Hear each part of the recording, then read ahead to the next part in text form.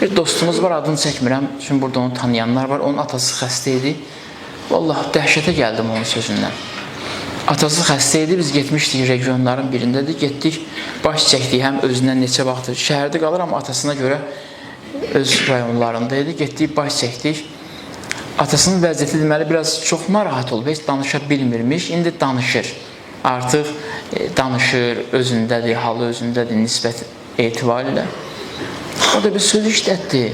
Baxdım ki, onu elə söhbət əsnasında dedi, onu hazırlaşmamışdı o söz üçün.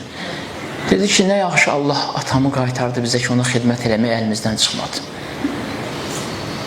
Vallahi böyük bir şeydir bu. O dediyim adamın da bir ürəyi var ki, bir qəlbi var ki, şəhid ailələrinin yanındadır, şəhid ailələrinin xidmətindədir. Şəhid ailələri var ki, hər gün yığır.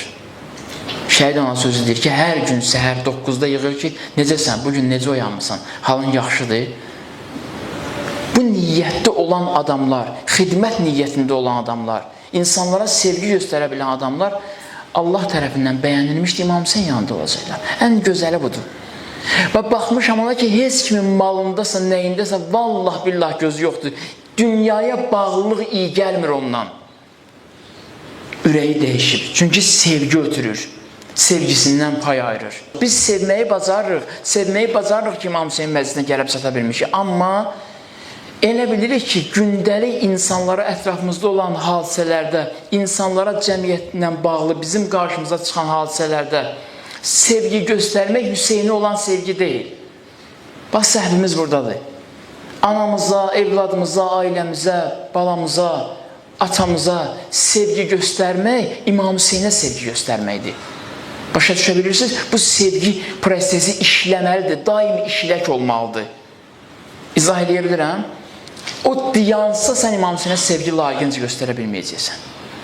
Daim işlək olmalıdır. Hamıya sevgi göstərirsən, qarşılığında məhəbbət göstərirlər, sən də başlayırsan ruhunda ucalmağa. Onlar səni dua edirlər, ruhunda başlayırsan ucalmağa. Xüsusi olaraq yetim uşaqlar da onlara sevgi göstərəsən. Bilirsən ki, qohum əqrabanın içində var. Lazım deyil, nəsə çörək aparıb vermək. Çox vaxt çörək aparıb vermək deyil məsələ. Onun ata nəvazişinə ehtiyacı var, atası yoxdur. 3 yaşında yetim qalıb, 5 yaşında yetim qalıb, onun atası yoxdur.